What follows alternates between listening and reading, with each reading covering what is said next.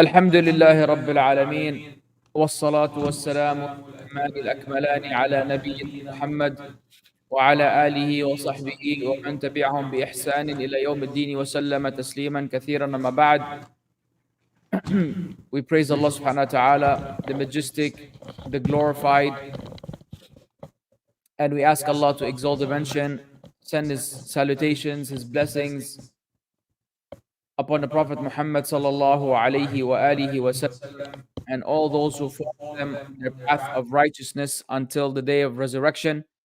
Brothers and sisters, hayyakum Allah bayyakum. Welcome to your weekly tafsir class. And this tafsir class is going to cover Surah Al-Ahzaab. We are still covering Surah Al-Ahzaab. Particularly, I believe we are at ayah number 49. Ayah number 49. Let me share the screen. Hope y'all can see. And let's see. All right, here we are. طيب. Are you ready? Yeah. Okay, so we have Mussab to recite. We'll hand over the mic to him. أعوذ بالله من الشيطان الرجيم. يا أيها الذين آمنوا إذا نكحتم المؤمنات ثم طلقتموهن من قبل أن تمسوهن فما لكم عليهن من عدة تعتدونها فمتعوهن وسرحوهن سراحا جميلا. All right. O you who have believed, when you marry believing women and then divorce them before you have touched them, i.e., consummated the marriage, then there is not for you any waiting period to count concerning them. So provide for them and give them a gracious release.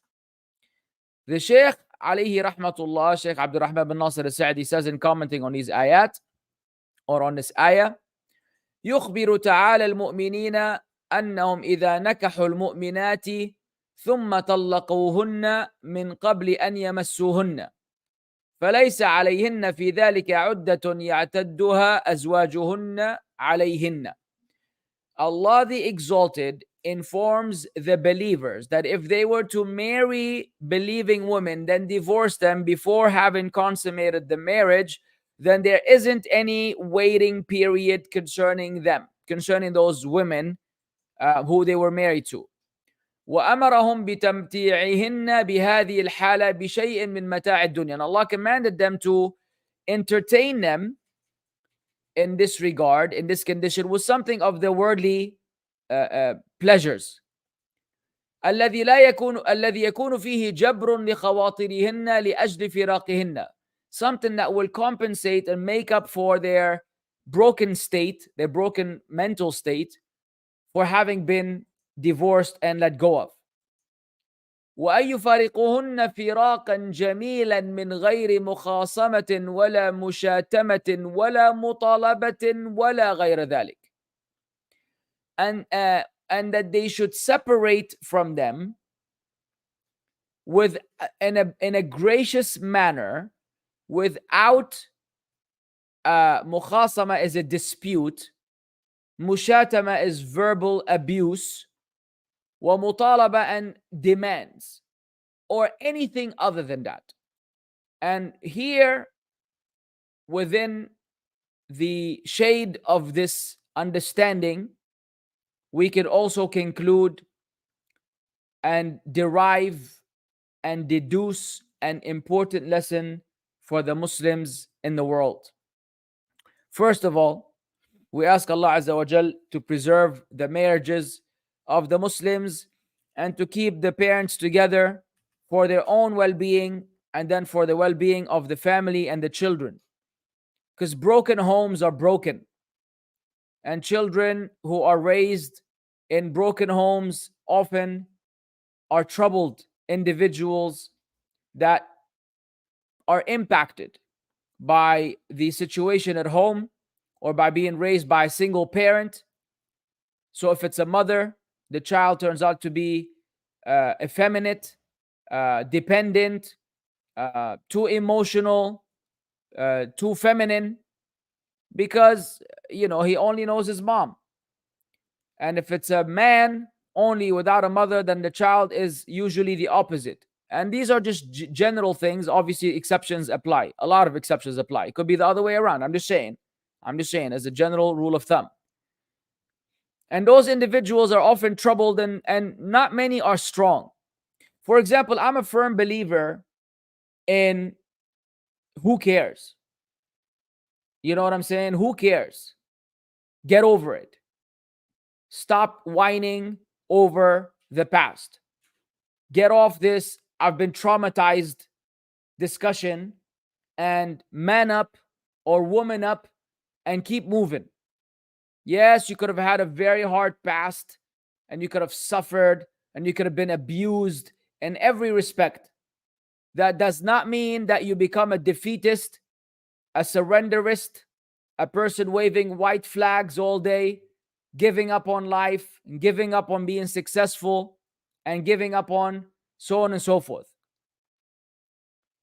Rather, as a believer, Allah Azza wa Jal can empower you and strengthen you and give you the ability to overcome whatever your past might have looked like. So please, my message to all the Muslims, never ever use your troubled past as an excuse for a troubled future or as a justification for your wrongdoing. You might have been wrong. You might have been wronged in the past. It doesn't mean that you wrong people today. You might have been abused. It doesn't mean you abuse others. That's just the way it is. Number two, if the couple, the parents, are not meant to be together, then Allah Azza wa Jal has legislated divorce. Allah has legislated divorce. This is not Catholicism, where you're stuck with someone until death do you apart. Sometimes you ain't trying to be with someone until death do you apart, because being with them is a living death. So it's allowed in Islam that you divorce and you keep moving with your life. You move on with your life.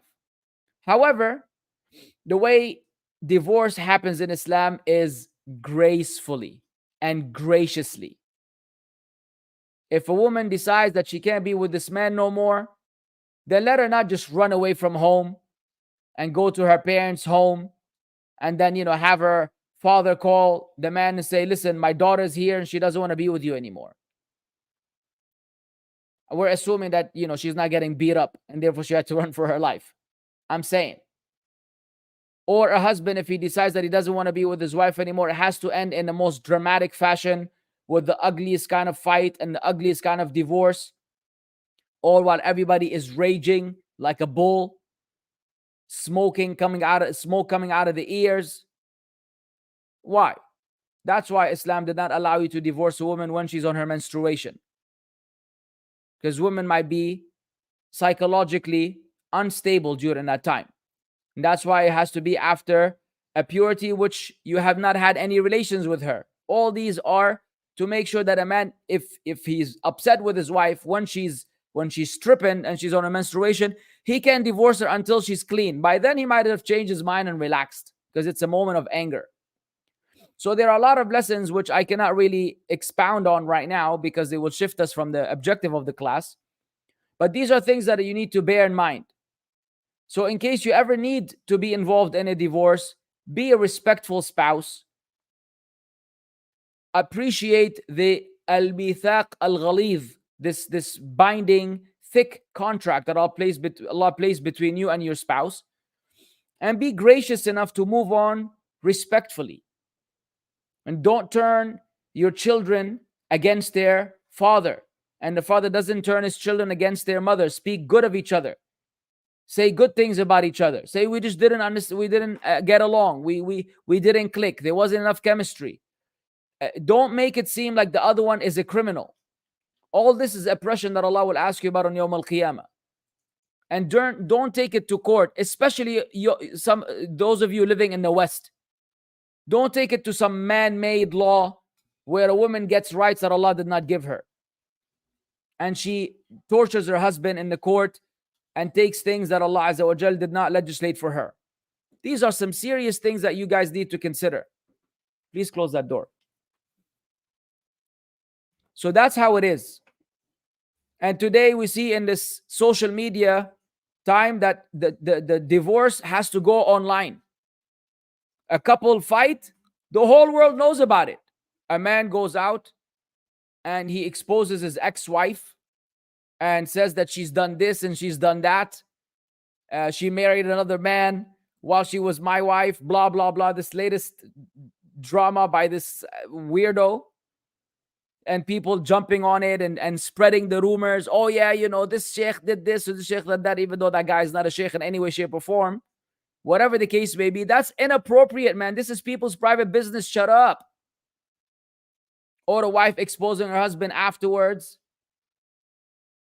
Where's the concealment that Allah Azza wa Jal had commanded? If you feel that you're being oppressed, or if you think you were oppressed, you will get your right from him on Yawm al-Qiyamah. Just wait.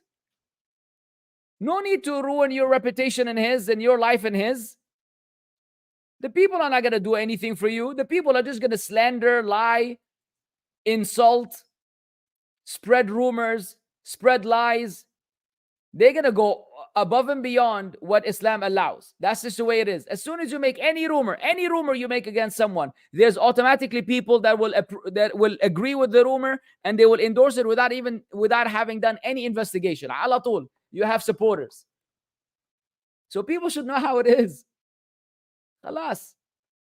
Archive. Keep moving. ويستدل بهذه الآية على أن الطلاق لا يكون إلا بعد النكاح. And this ayah is used as an evidence that divorce can only occur after a marriage.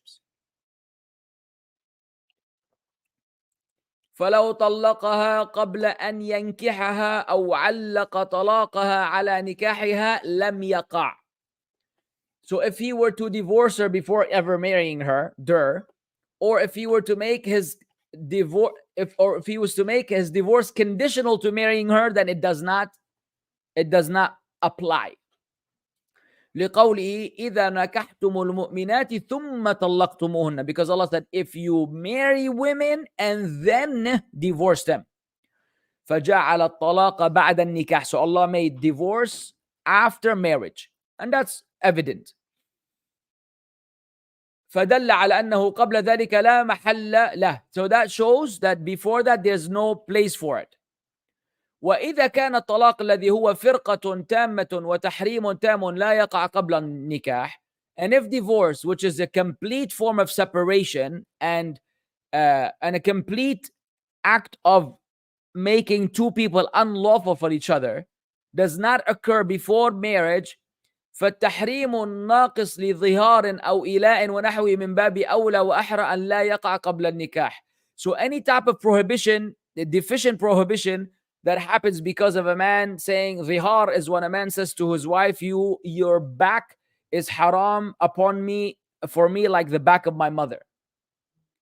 Basically, the same way it's haram for me to have relations with my mother, it's haram for me to have relations with you. That's something that the Arabs used to say when he wanted to kind of, when he's upset with his wife or want to divorce her or something of this nature, he will tell her, I'm not going to sleep with you anymore. You are haram to me like my mother is haram to me. All right? And so all of these will also by default are not applicable and do not count if they're done before a marriage. كما هو أصح قولي العلماء, as per the more correct opinion of the opinions of the scholars. ويدل على جواز الطلاق لأن الله أخبر به على المؤمنين على وجه لم يلمهم عليه ولم يؤنبهم مع تصدير الآية بخطاب المؤمنين. And it also is an evidence about the permissibility of divorce, because Allah said that about the believers in a manner where He did not criticize them or He did not reprimand them for it, nor did He,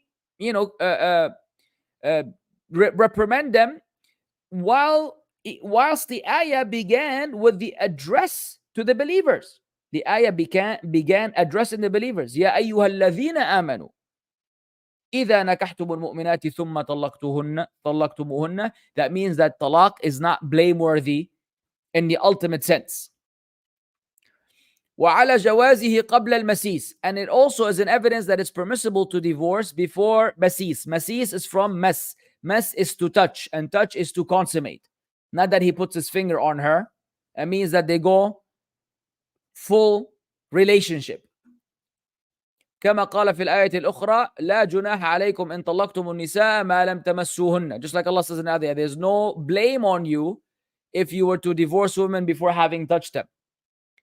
وعلى أن المطلقة قبل الدخول لا عدة لها. And it's also an evidence that the divorcee who is divorced before consummation, there's no waiting period for her.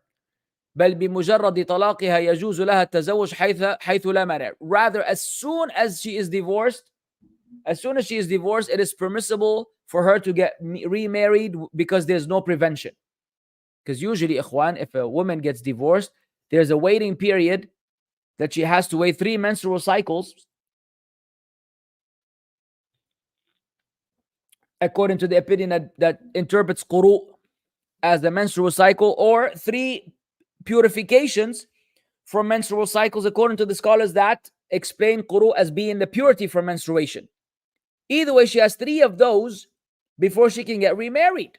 But if a woman was divorced before ever consummated the marriage with her husband, i.e., they never had intercourse, then she could get remarried the very next minute upon her divorce.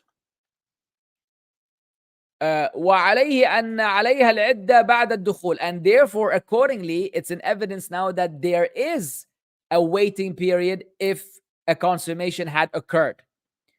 وهل المراد بالدخول والمسيس الوطء كما هو مجمع عليه؟ Now is what intended with دخول and masis, touching and entering upon her, is what is intended consummation, i.e. intercourse, as it is مجمع عليه, it's been agreed upon, أو وكذلك الخلوة, or does it also include seclusion, if they're just together, secluded together, ولو لم يحصل معها وطء, even if there's no consummation, meaning some scholars say كما أفتى بذلك الخلفاء الراشدون. The rightly guided caliphs were of the opinion that if a man was in seclusion with a woman, a man married a woman, they were both together in a room in seclusion, whether or not he actually had intercourse with her, it doesn't matter. That counts as having consummated the marriage, and therefore there's a iddah if she gets divorced. You understand? وهو الصحيح, the Sheikh said, and that is the opinion that is correct. فمتى دخل عليها وطاها أم لا إذا خلى بها وجب عليه العدة. If he enters upon her, whether or not he has intercourse with her, it doesn't matter. If he's in seclusion with her, then iddah becomes obligatory. Perhaps the wisdom behind that, ya akhwan, wallahu a'lam, is that one of them could deny. One of them can deny the act of consummation of marriage. The woman can say, no, we never went all the way. And the man can say, we went all the way. Or the man can say, we never went all the way. And the woman says, we went all the way. And that opens the door for exposing. And, we're not some Daniel Hakikachu mentality people. We're going to go and ask the parents, we need to do a hymen check for your daughter to make sure that, when she told you that she's a good girl, she's really been a good girl. Like that father's not going to knock you out right on the spot in his own house for even daring to speak like this about his daughter. Like, what father's going to be like, oh yeah, sure, no problem, consider it done. Oh, I know a great doctor who will get the job. He will get the exam done in 2 minutes.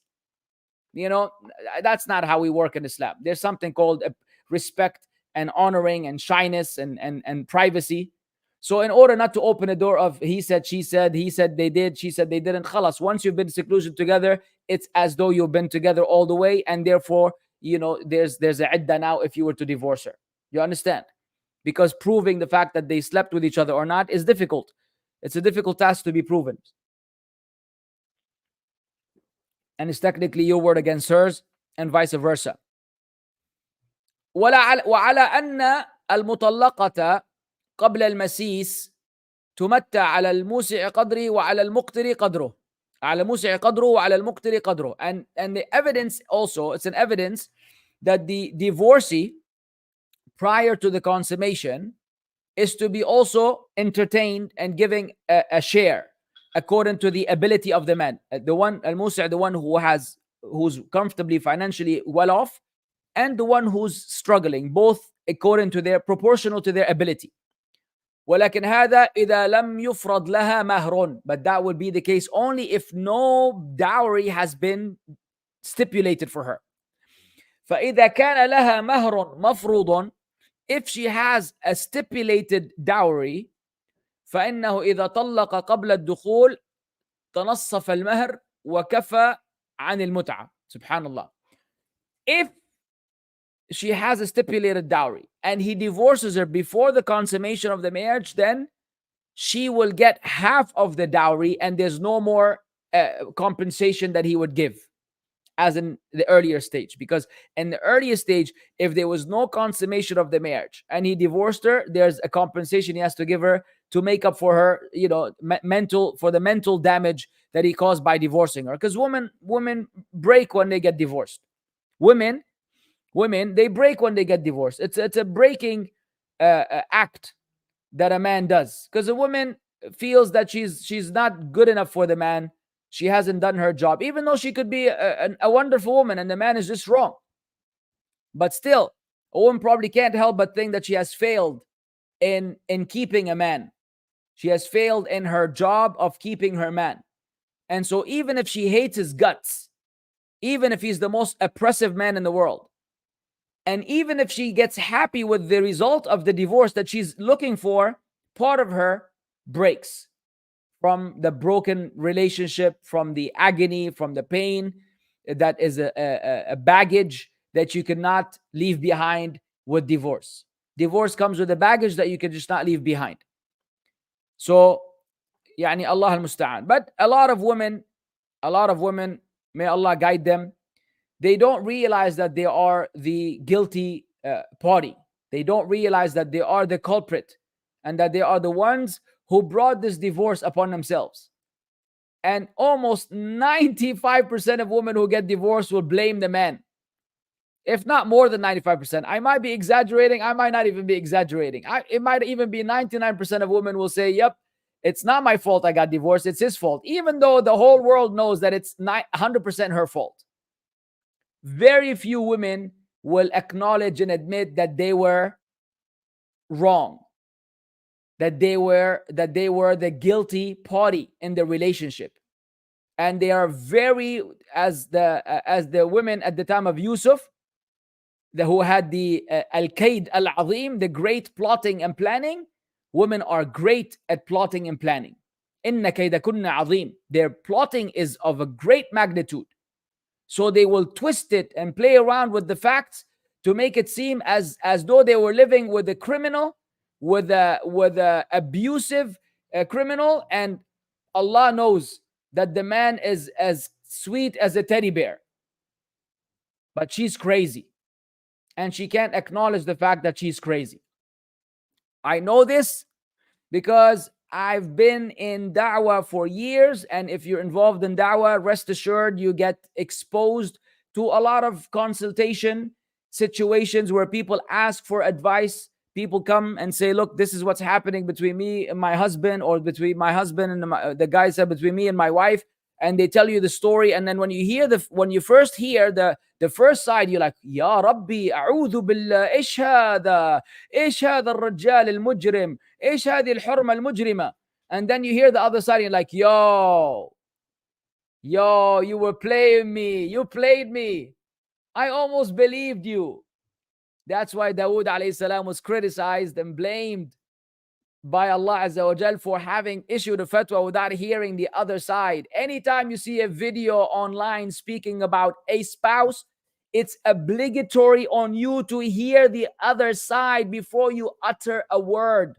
Wallahi, it's haram for you to utter a word in favor of either. You want to defend the Muslim's honor? That's the default. You defend the Muslim's honor. The one who's being abused, the one who's being criticized, The one who's being accused, you want to defend his honor. That's the default. But woe to you from taking sides or reaching a result without having heard both sides. And 90% of these stories, you don't get to hear both sides. You hear only one side. That play safe.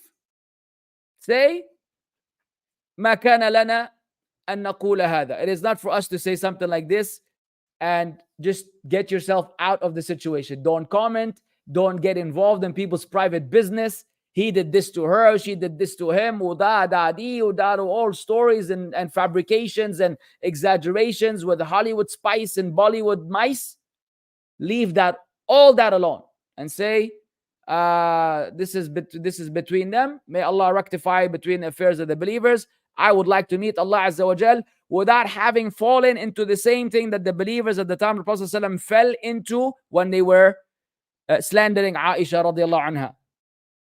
And if you don't know what I'm talking about, then go back to the tafsir of Surah An-Nur and go back to the ayat that speak about Aisha and the al-ifk, qissat al-ifk, and what the lessons that the scholars have deduced from the story, how you are obliged to assume good about the believer and be quiet. Many have been wronged. Wallahi, many have been wronged, and many continue to every now and then say things, wallahi, that are pure lies. You just don't even bother defending them anymore because you'll be giving them a voice that they don't deserve. But عند الله تجتمع الخصوم. Before Allah, all of these differings will be settled. So hang in there and mind your business. Mind your business. طيب. وعلى أنه ينبغي لمن فارق زوجته قبل الدخول أو بعده أن يكون الفراق جميلا يحمد فيه كل منهما الآخر. Allah. And it is obligatory for the one who separates or divorces his wife before having consummated the marriage with her, that separation is beautiful and gracious, wherein each one praises the other in that situation. ولا يكون غير جميل. It should never be ugly. فإن في ذلك من الشر المترتب عليه من قدح كل منهما بالآخر شيء كثير. Because the evil that will result from that, from them criticizing and belittling each other, is of great gravity. So do not get involved in that. Make it a graceful divorce.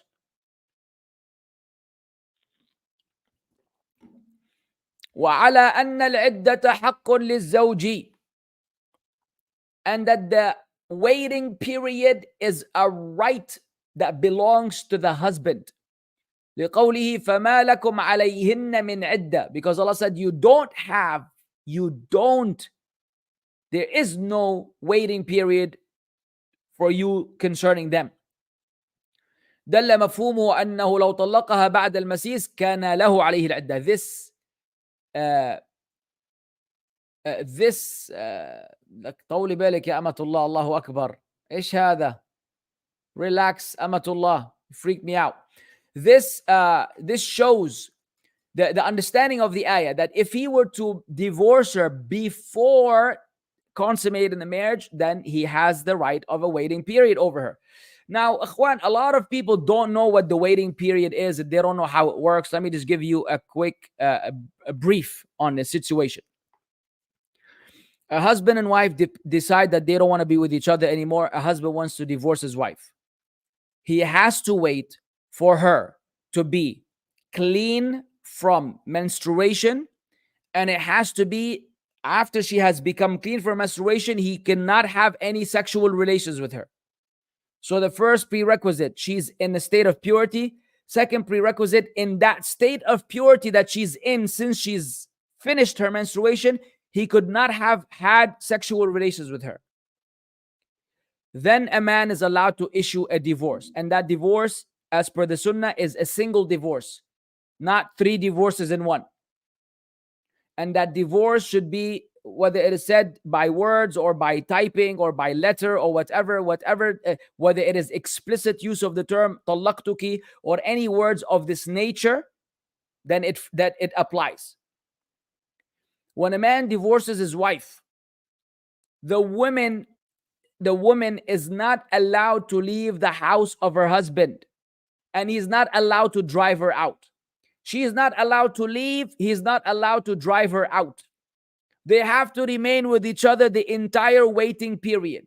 During that waiting period, he may not have sexual relations with her, but she may beautify herself and she may make herself available, because if he were to sleep with her again, this counts as a cancellation of the divorce, or it counts as a taking her back. Not cancellation of divorce, it's an act of taking her back. So they're allowed to spend time with each other and enjoy each other's company, but he's not allowed to have relations with her. If he were to have relations with her, that counts as an act of taking her back. And this could happen 3 times. After the third time where this happens, if she's divorced, it's a talaq al-baynuni. It's called baynuni. This is a permanent talaq, after which she cannot go back to him unless she happens to marry another man. No. This is another situation. If he were to divorce her and the waiting period ended, and she married another man, and then she wind up divorcing him, he could take her back. If this divorce happens at that large scale 3 times, khalas, she can never go back to this man. Long story short, or the point I want to emphasize, is this act of a woman being divorced, packs her stuff and goes to her parents' house is not allowed. Or a man telling her, get the hell out of the house, is also not allowed.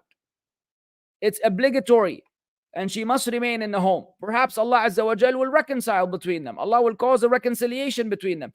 And Allah loves this kind of reconciliation. So all of these obnoxious behavior by Muslims today, where once they divorce, all hell breaks loose, and she goes in and to her parents' house, who he says, you cannot come to my place, and they stop talking to each other, or they go to court ala tool, and they turn it into a Brad Pitt. What is his name? Johnny Bravo. Johnny Depp, who fell out of depth with Jingy Bingy Zagula, whatever her name is. I don't know her name and I don't care.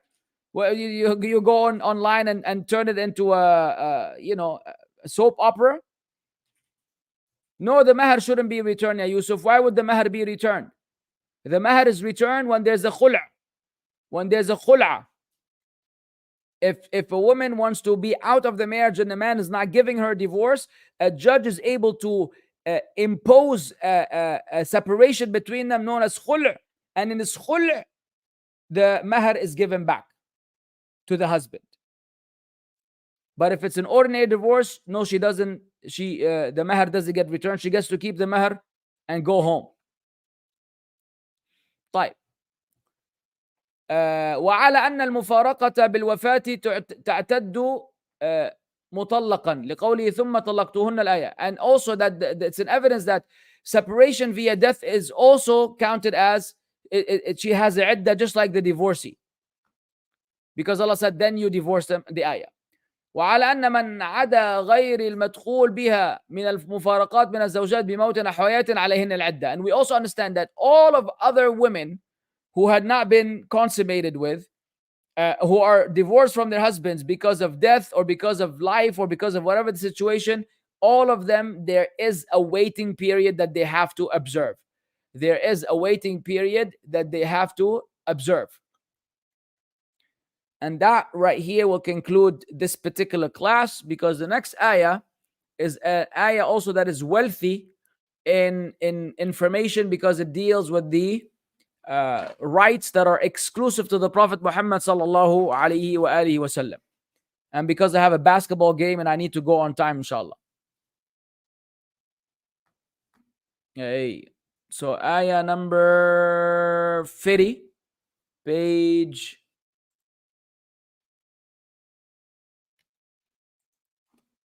1451. 1451, ayah number 50. Thank you.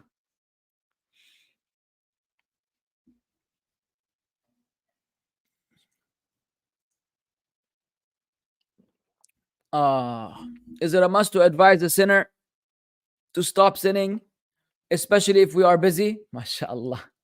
Today in Jumu'ah, I saw a guy wearing an earring. He seemed sincere, but I was in a hurry and had to go. Did I do wrong? Yani, you were in a hurry. Obviously, if you're in a hurry for something legit, brother, that's fine. But could you have afforded some time to advise him? Probably. What do you? I mean, I'm trying to understand what kind of urgency is I'm in a hurry. You're gonna go like do a surgery. You have a patient in bed waiting for you to operate on him, and you're gonna run late if you don't. What exactly is in a hurry? Or was the pizza getting cold? You know what I'm saying? So if you're able to offer an advice, do so. Na'am, barakallah feek. Alaikum salam. Is it halal to watch Palestinian guests on Pierre Morgan's show?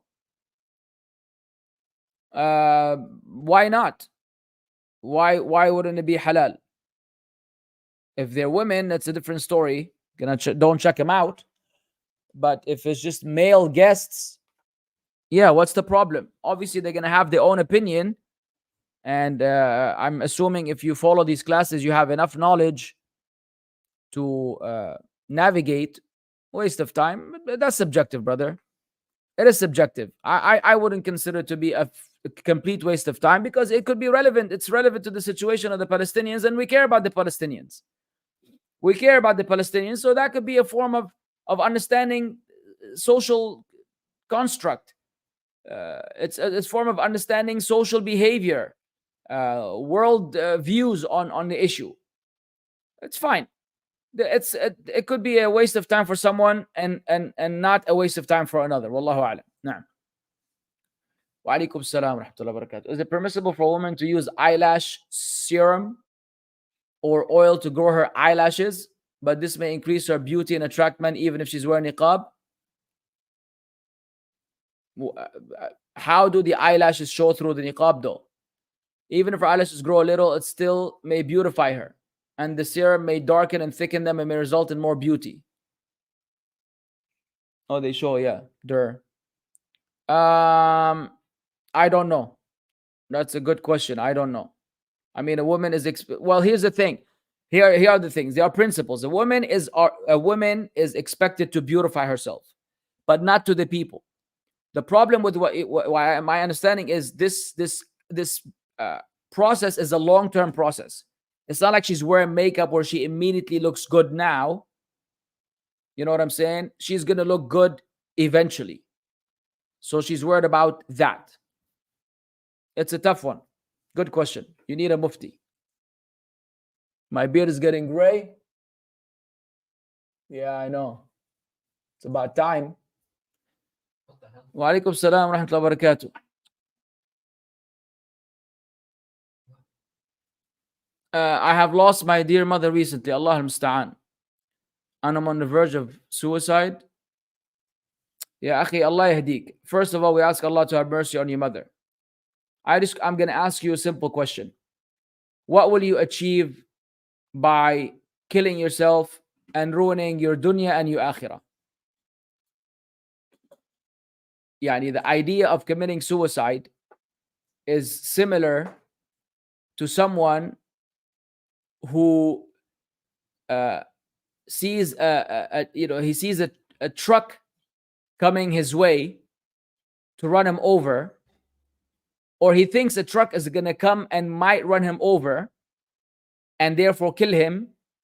So he decides to jump in front of a car to run him over so that he doesn't get run over by the truck. The bottom line is you did not avoid what you're trying to avoid. A person wants to commit suicide because they're fed up with this world. But if they're fed up with this world and they go to the hellfire, then they did not win anything. It's a lose-lose situation. It's a lose-lose situation. So if your worldly life is not working out for you and you decide to kill yourself so that you now make sure that your life to come also doesn't work for you, then that's really a very unintelligent choice that you make. Rather, be patient. You're not the first person to lose a mother, and you will not be the last person to lose a mother. Yeah, akhi, there are people in Palestine that not only lost their mothers, they lost their entire family. And mashallah, tabarak ar-Rahman, you ask them, they say, Alhamdulillah. Alhamdulillah. They return to Allah. Insha'Allah, they are among the shuhada. This is where we learn Iman from Palestinians.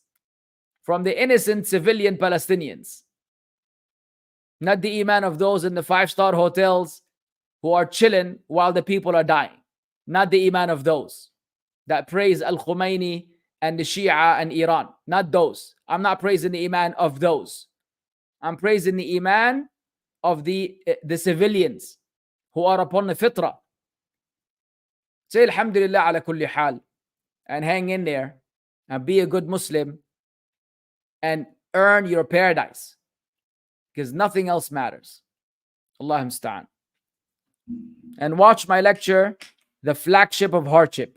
Please watch my lecture, The Flagship of Hardship.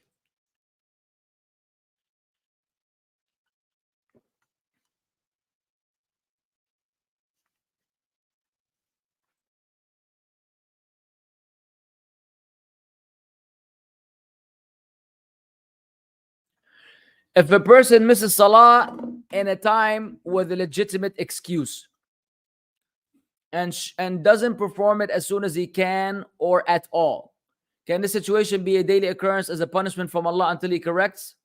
It could be, yes. That's a calamity of the highest order. It's a calamity of the highest order that you miss salah without a legitimate excuse frequently. Nah. Akhi, using the word Hazrat is a bid'ah, right? Yes. Can you brief a little about the Sufi belief about it? Well, you can deduce the meaning from the definition of the word Hadrat. I know that Hazrat is the Urdu version of Hadrat, and Hadrat is from Hudur. Now, if you ever attend a class and the teacher calls your name, you say Hadir, meaning I'm present. Hudur is presence. Wa ghiyab is absence. So this comes from the idea that whether the Prophet ﷺ or the awliya of Allah are hadirin nadirin. They are present and observant. They are present and onlooking. And that is a kufri belief, for sure. And the Sahaba did not call each other Hazrat Abu Bakr and Hazrat Aisha and Hazrat Umar. This is an innovated term used by people that A, don't know the Arabic language, and B, have some wicked belief system mixed up with Shi'i craziness. So with Sufi craziness, I'm sorry. So yeah, you don't use that term as a Muslim. Now, we did this already. We did this. As he thinks this is why Salah is to be consistent for at least 1 year. His mom is angry for this. It hurts his uni studies and was untruthful. Can he try to explain the mistake? As he was doing the same, as he was doing this since he thought Allah would not accept the Salah, had stomach pain and blame himself for not reading Adhkar to protect himself. I don't understand. I'm sorry. This is too much. If I'm unsure haram ingredients in a food product, do I use the hadith, leave that which you're doubtful about? Yes, absolutely. If the mu'adhin recites the dua after adhan in the microphone loudly and everyone raises their hands with it, then it's also a bid'ah, right? If the mu'adhin raises the dua after adhan in the microphone loudly, he says, of course it is a bid'ah. It's a bid'ah upon the mu'adhin, it's a bid'ah upon the mustami'een lil mu'adhin. People are obsessed with this, man. It's all day, every day.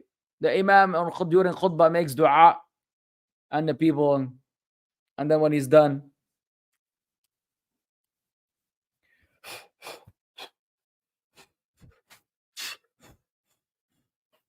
يا حبيبي ايش بك انت؟ ايش بك؟ Do you work in a tire shop? Do you think you're a magician ولا ايش بك انت؟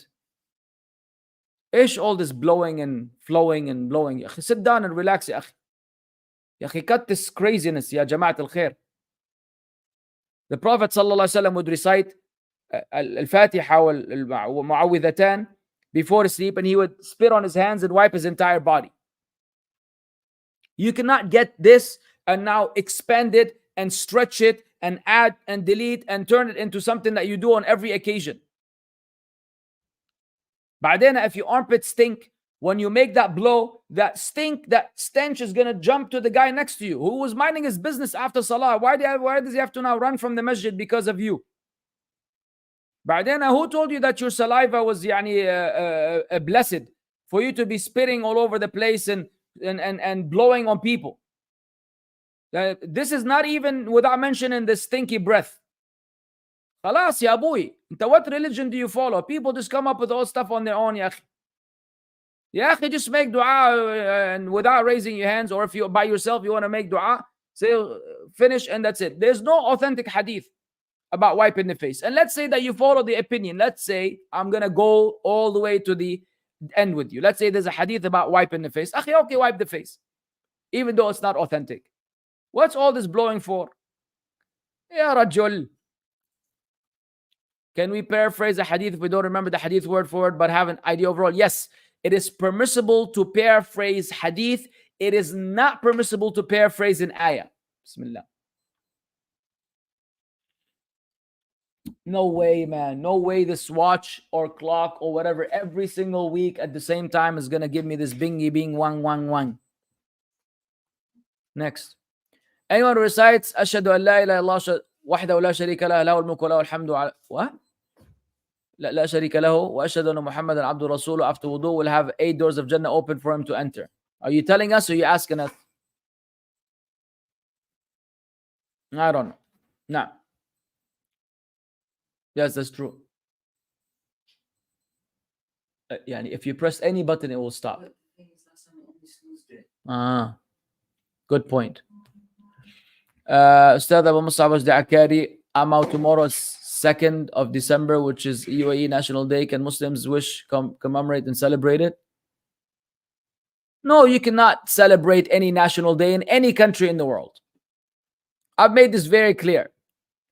People, look, by the way, in spite of these very straightforward, explicit answers, our manhaj is clear like the sun.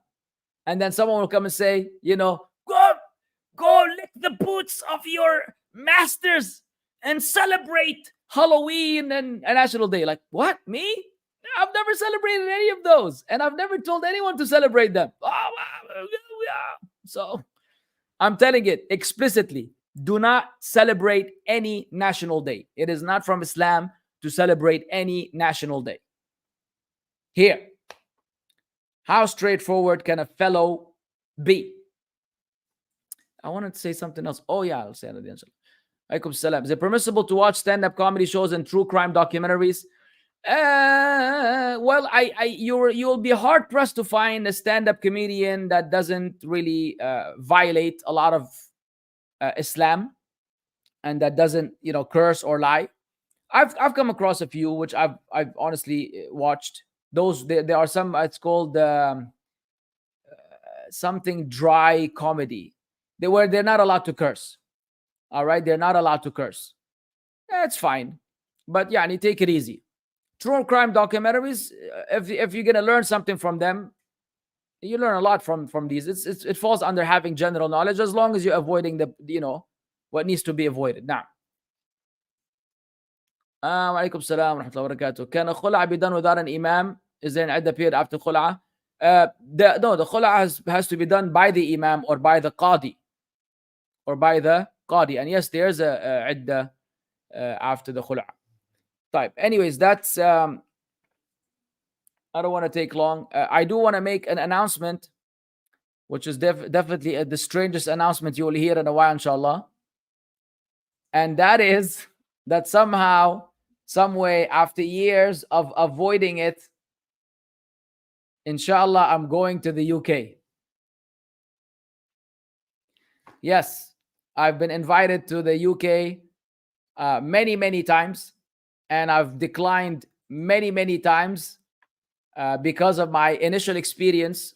The first time, maybe back in 2010 or something, my visa was rejected for valid reasons. I didn't even have a bank account, so I didn't have any bank statements. I was barely there. So they rejected it on these grounds that I cannot prove that I can financially take care of myself and come back. And ever since I was my feelings were hurt, and I'm like, I'm never gonna go to the UK. But some brothers from Masjid Muhammadi in Bradford, Allah bless them, they kind of made sure that I changed my mind. I went for the agonizing process of applying for the visa again, and I somehow, some way, I got it. MashaAllah, tabarakallah. And accordingly, I'll be going to the UK, inshallah, from December 28th till January 6th. I'll be spending a bulk of my time in Bradford. We'll be having some courses over there and some dawrat ilmiya and some khutab al-jum'ah and so on and so forth. And then inshallah, I intend on also visiting a few other cities if Allah facilitates. I might come to Birmingham. I might come to Newcastle. I might come to, what was that other place? I don't even remember. I'm bad with cities. No. This is later on. We're going to have classes until I'm there, inshallah. No classes there. London, I think London also. I believe I might be coming to London as well, inshallah. Wallahu alam. So, spread the word and make dua that Allah Azza wa Jal makes it successful and beneficial and helps us out in this endeavor. I'm very excited, to be honest with you. More excited than I thought I would be. And I hope and pray to see some of you guys in person. So whoever among you here who lives out in the UK, do reach out to me, inshallah ta'ala. Maybe we could have a cup of coffee together. I'll pay for it. All right, I'll pay for it, provided that you're not more than 60. It's gonna be 61 people. I'm gonna pay for everybody's coffee. That's a lot. Anyways, what? Again?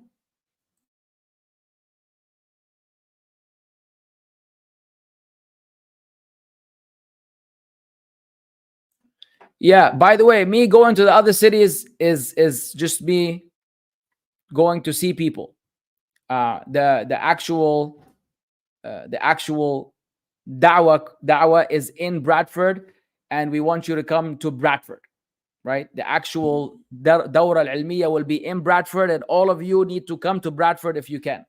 What I'll be doing in other cities, it could be, there could be some activity, there could be no activity. And honest to God, wallah, as of now, there could be absolutely nothing else. I'm definitely going to go meet some brothers from the da'wah scene, people that I know from da'wah, and whoever I might meet among you.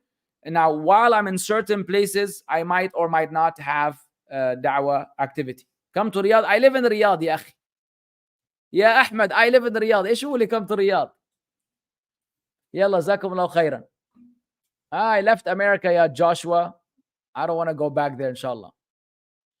No, I'm not going to record the basketball game because no one is there to record me. You need a pass to enter the compound. My children did not, I did not apply for them. All right. Jazakumullah khair. Yalla, we'll catch you later. Assalamu alaikum wa rahmatullahi wa barakatuh.